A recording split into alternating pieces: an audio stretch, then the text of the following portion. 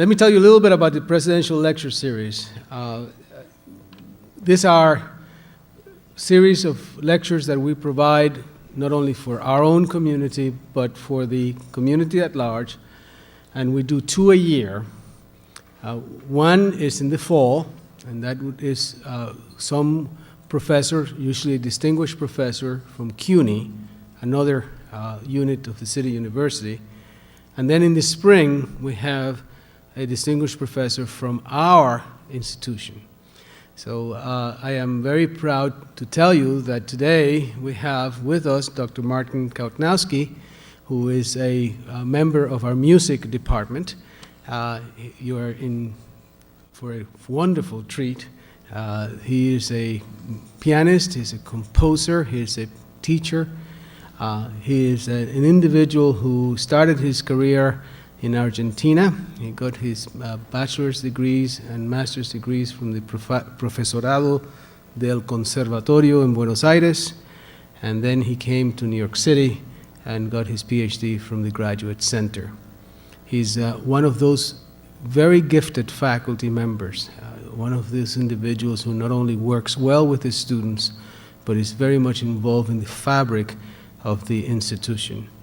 When I asked him to join this distinguished group of scholars that have been providing the Presidential Lecture Series, he indicated that he wanted to have the lecture series, or he had to have the lecture series with the piano.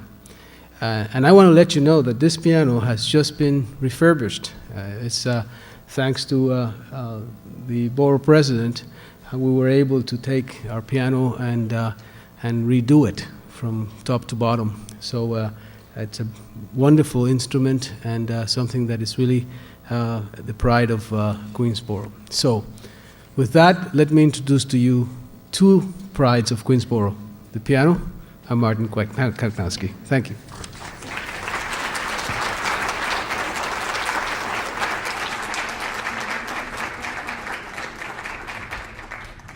Thank you very much. I'm very happy to be here. And before I start, I would like to express my gratitude to President Martí for giving me the chance to present this lecture, and to all of you for visiting our school this afternoon. This is a rare opportunity to showcase what we do on a daily basis. I would also like to emphasize that sharing my ideas with you today is only possible because at Queensboro I feel part of a learning community of scholars and teachers. It is very inspiring to be in a department with many gifted musicians and to enjoy the privilege of exploring ideas about teaching and learning with people from the college at large. All of this support is what makes today's lecture possible.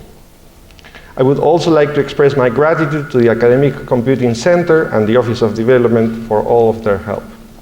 Special thanks also to John Funke, Robert Anderson, and Philip Roncoroni, who will be operating the audiovisual equipment. The material that I'm going to share with all of you is a relatively small portion of a work in progress. I look forward to hearing your comments and critique at the end of my presentation. At several times, I will bring your attention to the handout with musical examples and bibliographic sources that accompanies this presentation. Today, we are going to examine the problem of meaning in music.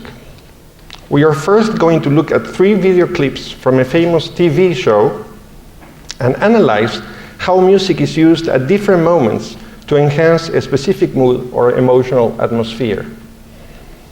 Looking at this contemporary show will be a kind of training for us, if you will. Once we are equipped with a series of analytical tools for music, we'll look at 2 compositions by Mozart. My hope is that at the end of this small musical tour, we should become sensitive to potential meanings in all kinds of music. I trust that everybody in the audience is familiar with the TV program, Who Wants to Be a Millionaire? In this show, there is a contestant that sits in front of seasoned entertainer Regis Philbin and answers encyclopedic questions encompassing any and all aspects of human knowledge. The questions are apparently selected at random by a supercomputer. To me, the contestant is a kind of vulnerable hero, someone trying to achieve the impossible, namely, win $10 million, while facing powerful and arbitrary forces beyond his or her control. This is a kind of intellectual hero, one that needs intelligence to succeed. This hero is more like Oedipus, who defeated the Sphinx by answering the riddle, or Odysseus, who blinded the one-eyed Cyclops after making him drunk, than heroes that rely on their physical force, such as Gilgamesh, Hercules, or Superman. My first example from Millionaire examines the fast fingers question, which we hear while the contestants rush to put in order 4 different answers. Let's see and hear the example.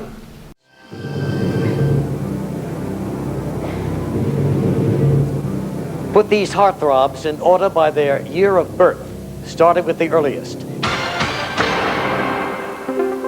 Matt Damon, Orlando Bloom, Kevin Costner, Antonio Banderas.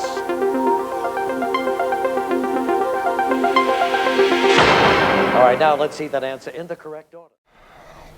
We can trace both iconic, what I call iconic, and aestheticized dimensions to this clip. By iconic, I mean imitative. The contestants must type fast. And just the same, my fingers, or anyone's fingers, would need to move quite fast to play those notes at the piano.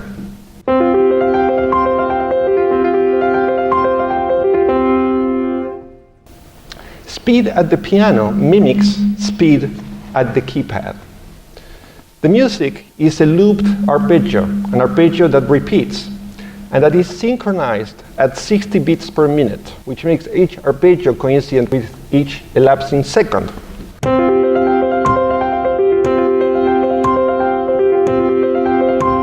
And so the connection between music and image and drama is seamless. This connection is what I call the imitative dimension of the clip. But there is also a deeper subliminal dimension that has to do with the harmonic interval featured in the arpeggio. If I put together all the notes sounded in the arpeggio, basically we only have 3 notes, C, F, and G. And this chord, this sonority, is a sonority that is somehow inconclusive, unresolved. In my opinion, the composer of this clip wanted to avoid any sonority that would suggest resolution, for there cannot be definition until one contestant puts all the choices in order and becomes the winner. After a few moments in which the host engages the contestant in some small talk, so you grew up in Kansas, your husband here is in the audience with you, and so on, the moment to play actually arrives. And the host punctuates by saying, "Let's play." Lucky, let's play. All right. So here it was. Regis says, "Let's play." And if we concentrate on the music is basically just this.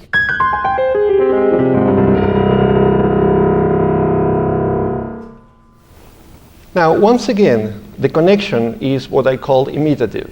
We have, on the one hand, a fast descent from the treble region of the piano to the lower region. And this is exactly the same thing that happens with the camera. The camera is panning from high to low, and the lights are converging towards the center of the stage. On a deeper level, once again, we have the iconic dimension, the imitative dimension, and then the subliminal dimension. We can observe that the basic unit of the descent is the same little cell that is replicated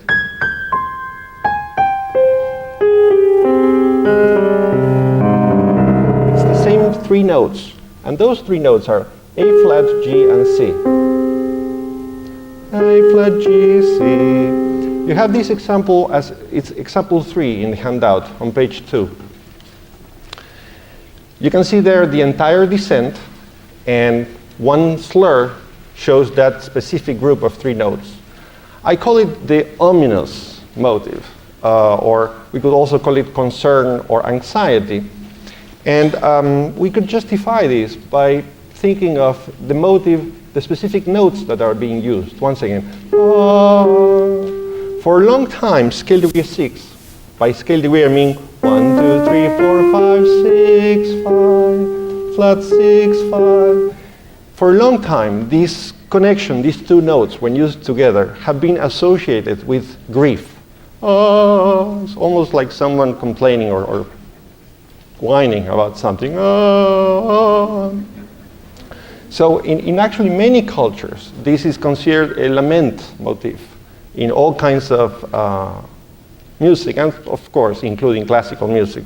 Composers used this pre-existing pathos in the motive in many, many opportunities. The A flat also works as an appoggiatura to G, a note that is somehow out of place, as if what we really wanted was to go, but instead we have to, it's like an obstacle before engaging in the interval that we wanted to do in the first place. Now, after the host asks the question to the contestant, there is a certain amount of time in which the contestant is left thinking. The host, once again, participates in this process, almost like a psychoanalyst trying to help a patient by encouraging a kind of Socratic dialogue. I studied this in high school, but I don't remember. And, well, you want to spend a little bit more time thinking about it? Would you like to call a friend? Almost like a therapist. During this time, we hear some tense music in the background. And I think that the music is underscoring the suspense. That is implicit because, of course, what's at stake is winning making all that money, or actually losing the chance to make all that money. The clip consists of a full 8-measure chordal progression that loops, just like the other thing that loops. It's infinite. That's a short loop. This is a longer loop that lasts 8 full measures, and each measure has 1 chord. 1, 2, 3, 4, 5, 6, 7, 8, 1, 2, 3, 4. For as long as it takes, depending on how long it takes for the contestant to answer the question. I don't know if you noticed that very prominent in the instrumentation, in the orchestration of this clip, we have a choir.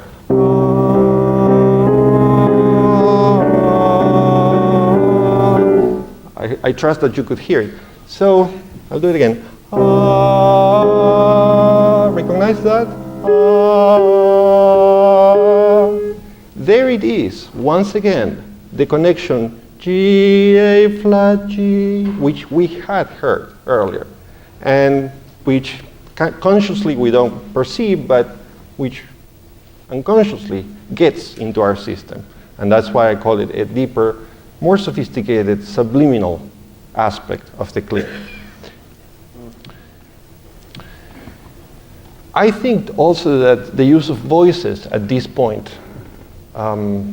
creates one more subtle reference to classical drama. By classical, I mean Greek antiquity.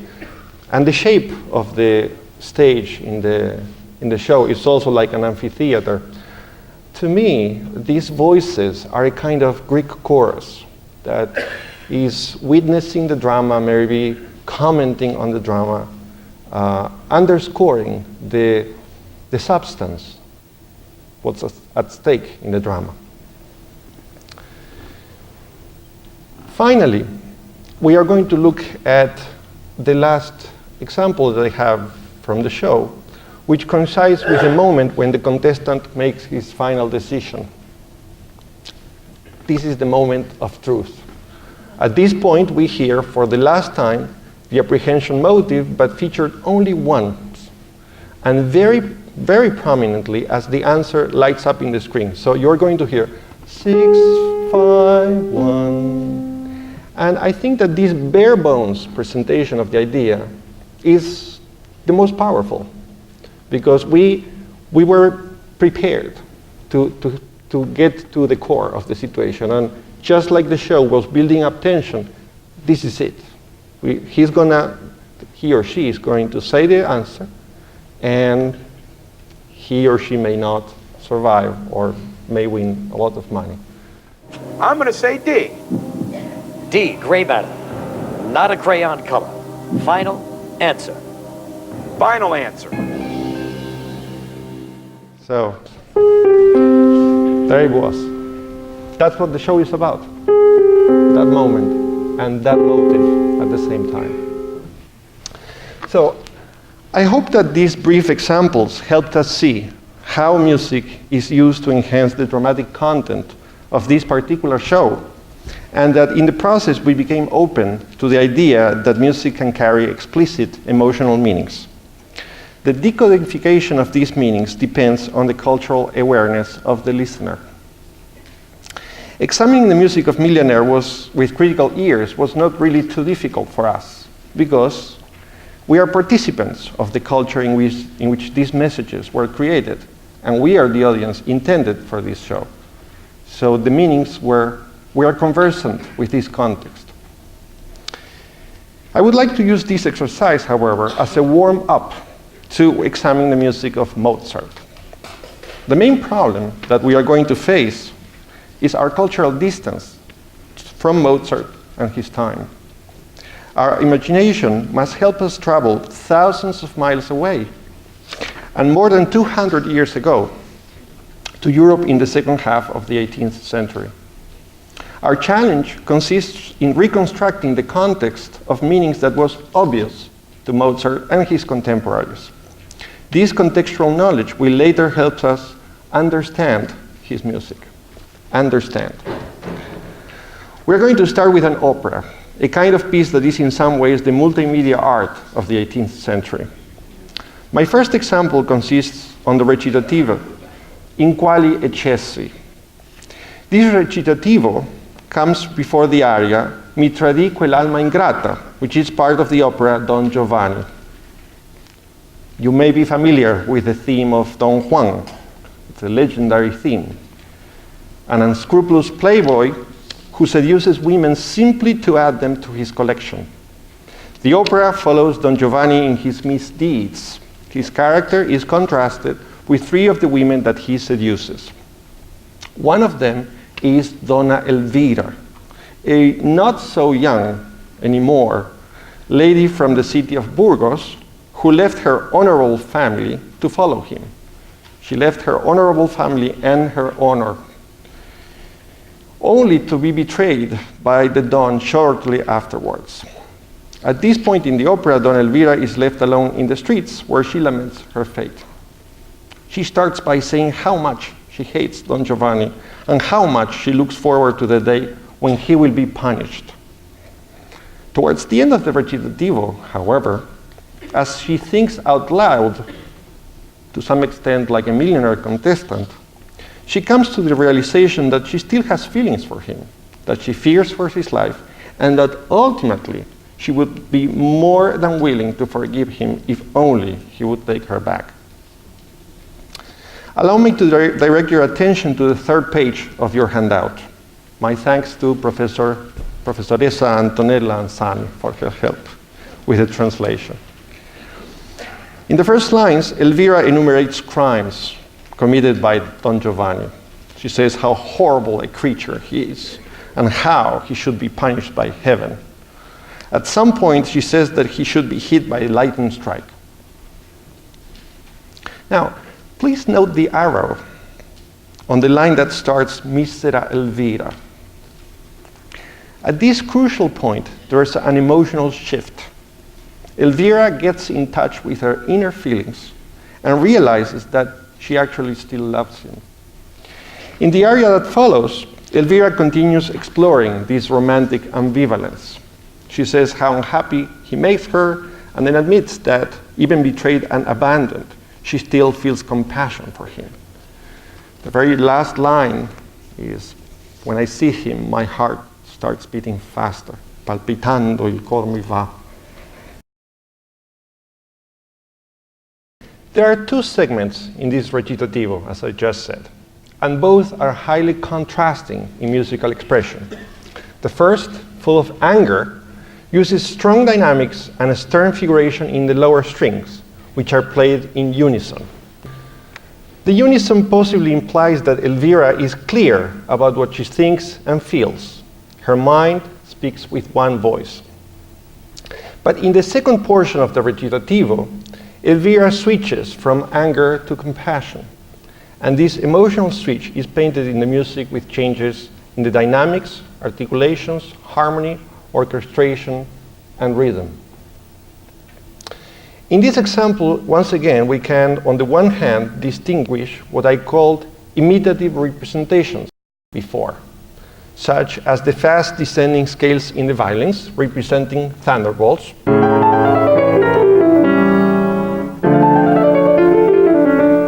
That's the actual thunderbolt. Or the gentle articulations in the second segment, which could be perceived as Elvira's sighs. She's actually saying, perché questi sospiri? Why these sighs? And I believe that we are actually hearing her sighs playing by the violins.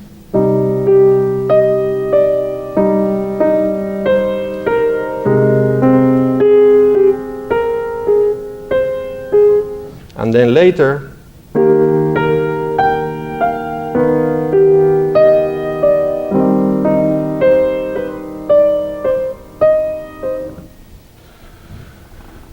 one more thing that we also hear at this point in the recitativo are these very powerful chromatic appoggiaturas.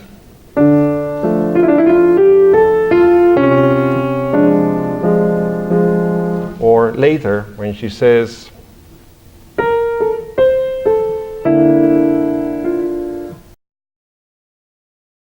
so just like before, that appoggiatura there is creating, it's intensifying the expression. And in this case,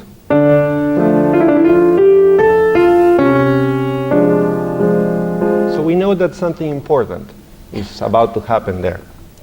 But I think that the most crucial and probably the most masterfully painted moment of this switch, this emotional switch between the two segments, is the transition itself, the emotional transition, that moment in which Elvira is basically reflecting. At this time, she remains silent, and it's the orchestra, the one that is speaking, painting her feelings. And what we have is a transition from D minor to C minor. So there's a shift in the harmony.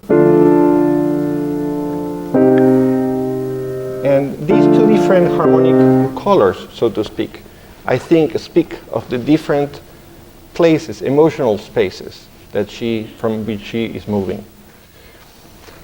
You can find this transition in the reduction in measures 24 through 31.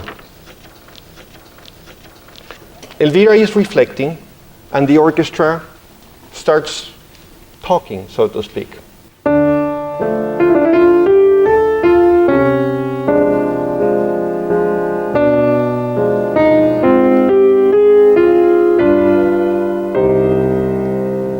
That's what should have happened.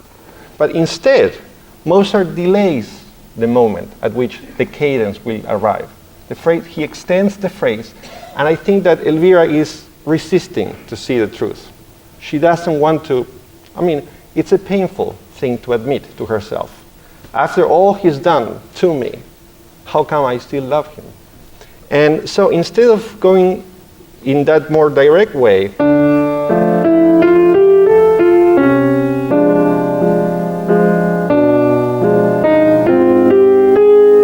now we have a suspension, we still don't know what it is, and that chord remains there, it's the dominant.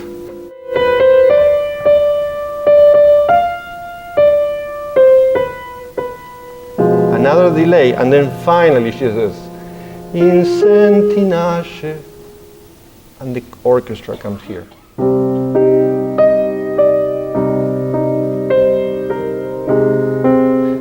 From there on, it's all longing, compassion, and love until the aria starts.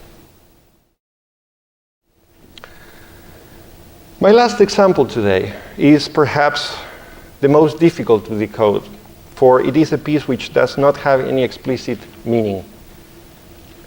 I will invite you to look at the score on page 5.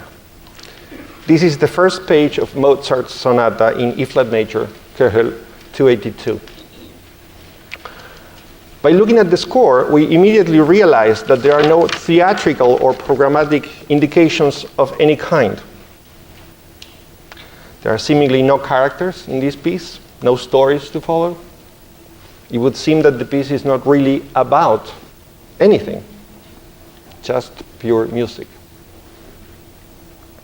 Piano sonatas are indeed a type of absolute music, at least usually. These are pieces which in general don't stand any interpretations other than the ones that belong purely to the musical dimension. We could, for instance, speak of the harmony, pianistic design, or formal structure, among other parameters, but the description of these musical aspects would not imply any extra musical meanings. What I propose is that we listen to the exposition of this sonata, keeping in mind the recitativo from Donna Elvira that we just examined. Would it be possible to feel an intertextual connection between the two works? Let's give it a try.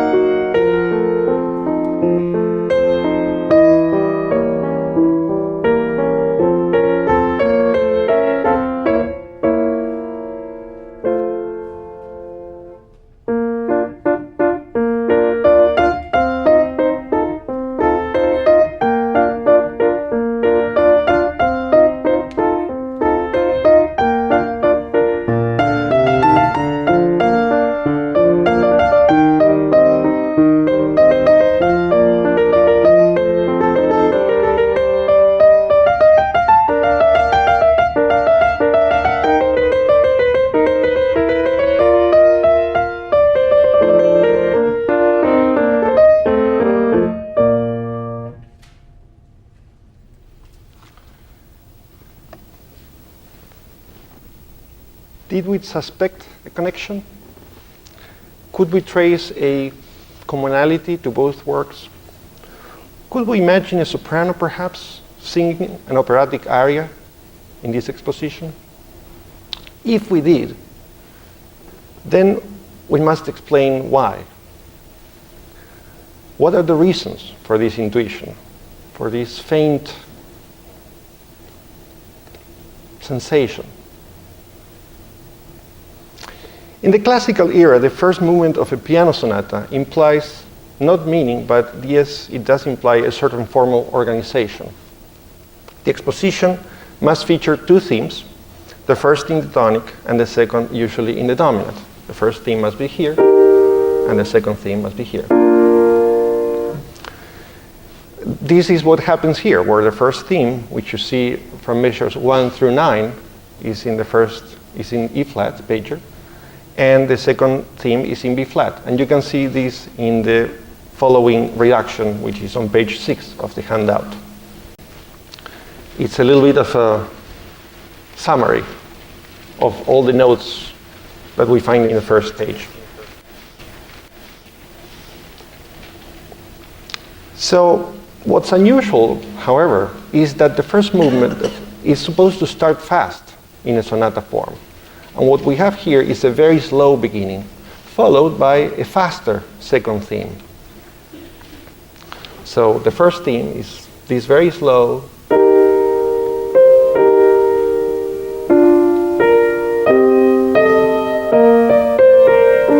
whereas the second theme has a very different character, twice as fast, in fact.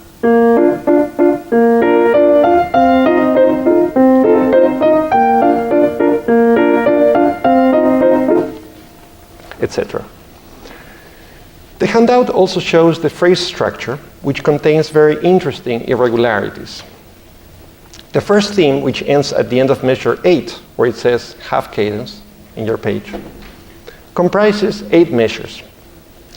The strange aspect of these 8 measures, you can also see that I put 4 measures and then another 4, so it's seemingly simple, seemingly square, what we call square phrase structure. The strange aspect, however, of these 8 measures is that they are not organized as 2 units of 4 measures each, or even 3 plus 5, but 4 plus 5. I'll say that again. 8 equals 4 plus 5. How is this possible? Well, what happens here is that we have a formal device called phrase overlap. Measure 4 of the first theme works both as the end of the 4 measure first phrase and as the first measure of the next 5 measure phrase. Thus, the idea of an overlap. One phrase is finishing, but the other is starting at the same point in time. Now, I hope that Mozart will forgive me, I apologize to him, wherever he is, but I will tamper with his composition, and I will create a separation between these 2 phrases, and perhaps we will find out why he chose to have an overlap there. Without an overlap, the 2 phrases would sound like this.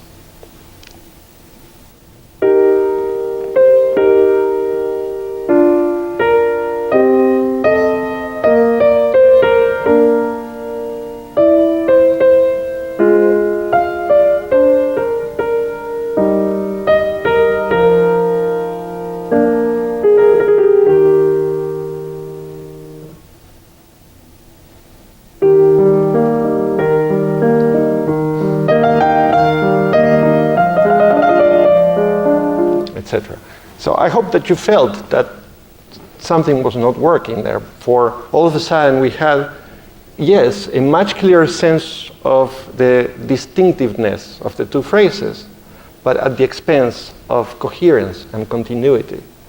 And so phrase overlaps create a sense of motion forward. Phrase overlaps propel the form, so to speak. And by chaining one thing after another, we are kept expectant to see what happens next.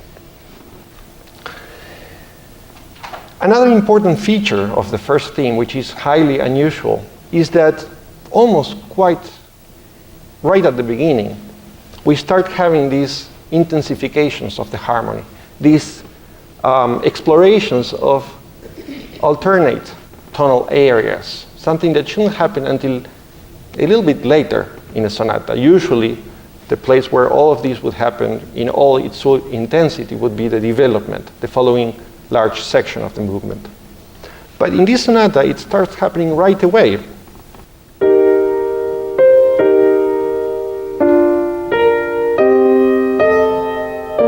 We're already in the dominant, and that's the second measure. And very fast, we are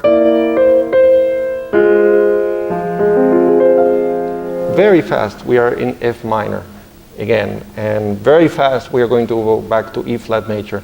And all of this is, again, quite unusual at the beginning of the piece, which is supposed to establish the tonal center. It's supposed to create the gravitational center of the piece.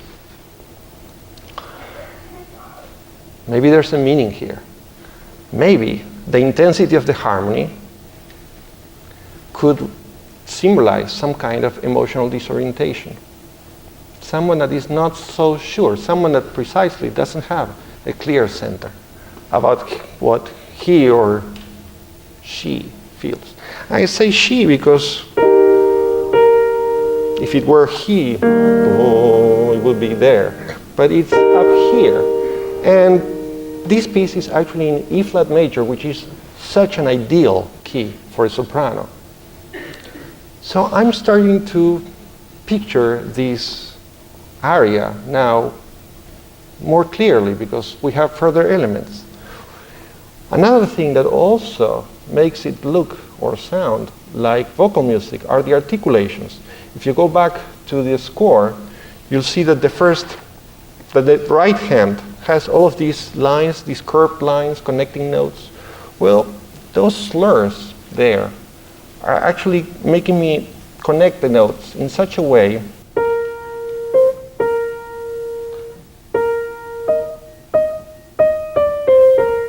here's another.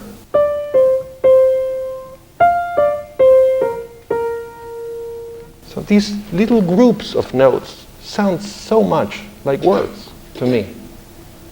We don't have the words, but they look like words in the score.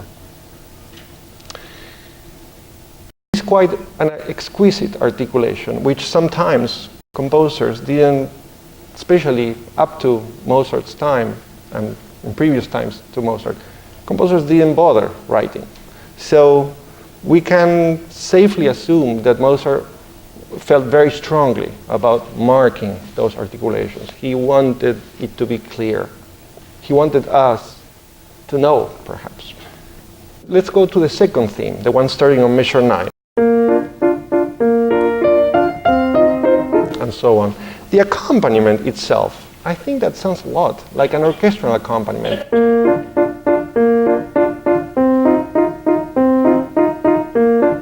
The kind of accompaniment that we would have, on the strings or the woodwinds, these punctuated chords that would provide an accompaniment to the melody, to the singer singing.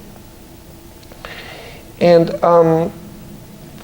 one very important aspect of the exposition that I think we need to note, and that you can see in more detail on page 7 of the handout, is that the phrases that comprise the first theme, the 8 measure first theme, the 2 phrases that I identified earlier, are very different, both in spirit and contrapuntal structure.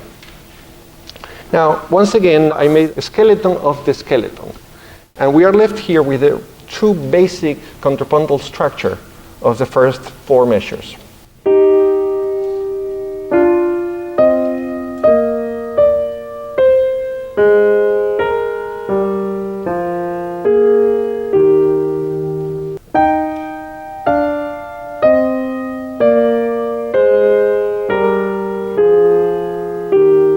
One octave. It starts on the high E flat in the bass, little detour, but this descent is not regular, and that's what's so wonderful about it. The way I played it was regular, it was steady. Instead, what happens is that the 2 layers of this contrapuntal structure, which comprises 2 strands, they are slightly out of phase at times, one going faster than the other and then catching up, and then never quite centered on one another. So what we have is something that sounds like this.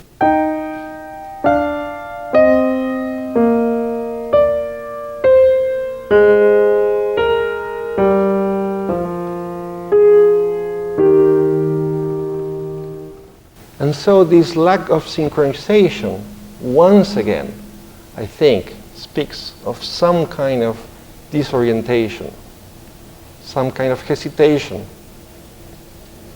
It definitely pertains to the realm of the feelings rather than the realm of reason.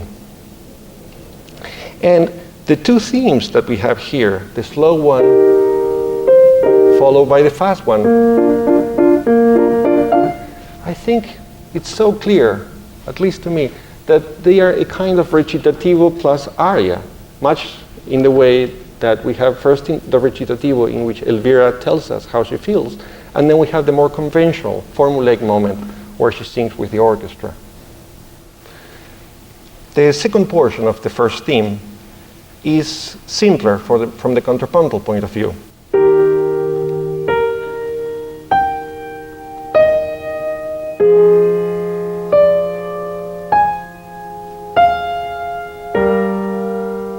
But here comes a very important tone. That G flat that appears in the middle of the phrase marks a point of inflection, just like in the recitativo. For the bass had been moving. Now remember that the first phrase went down. Now the expectation is that we are going to get where we started, but instead we have this failure to arrive at the octave from where we had started. So once again, the path of the bass, and especially a bass that goes into the minor mode in a piece that is in E flat major, we have this brief glance at the minor mode, as if the singer, and now I'm fully convinced, she feels a premonition or a shudder or a foreboding for tragedy. Something that is clouding an otherwise hopeful day, for sure. What are we to make of this exposition? Does it have a meaning? We did find expressive devices pertaining to the musical surface, such as the articulations in the melody, which may be representing the articulations of vocal music. We saw melodic rests and appoggiaturas that may be, as in the case of Donna Elvira's, representing size. On a deeper level, we also hypothesized that the unusually chromatic harmony may express the intensity of the character's emotions, while the irregular tonal rhythm of the linear progression may be a metaphor for the disruption of a balanced emotional pace. Finally, the quick visit to the minor mode may be a foreboding for tragedy. Our exercise today started with a critical analysis of music and image in popular culture that hopefully made us sensitive to the possibilities of musical expression.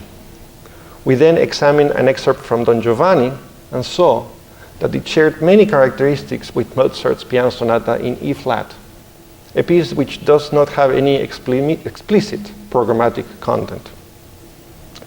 The operatic subtext of the piano sonata in E flat could be easily inscribed in what Charles Rosen, in the classical style, calls interplay between dramatic expression and abstract form.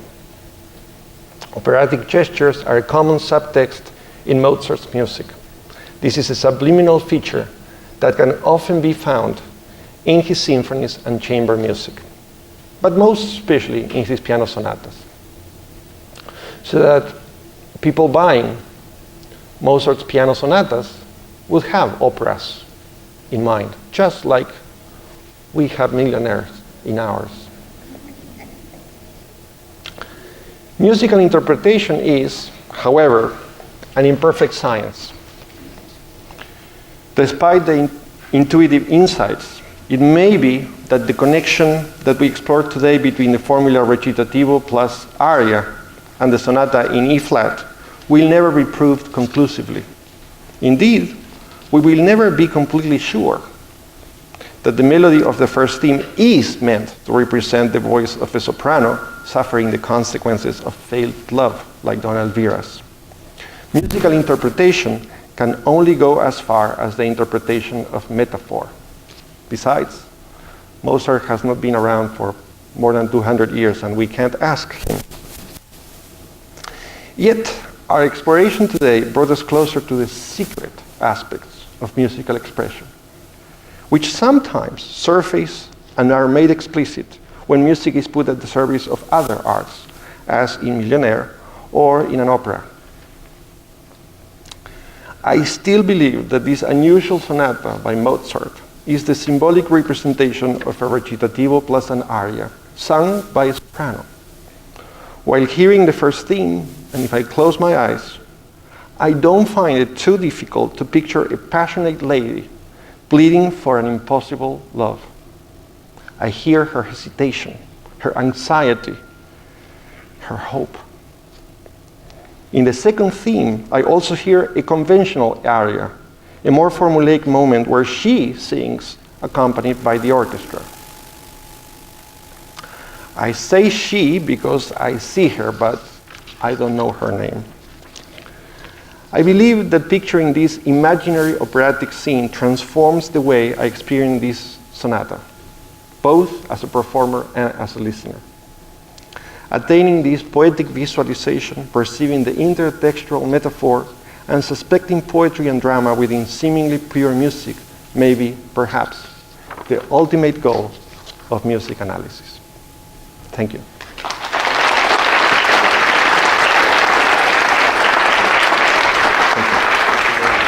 Take some questions? Sure.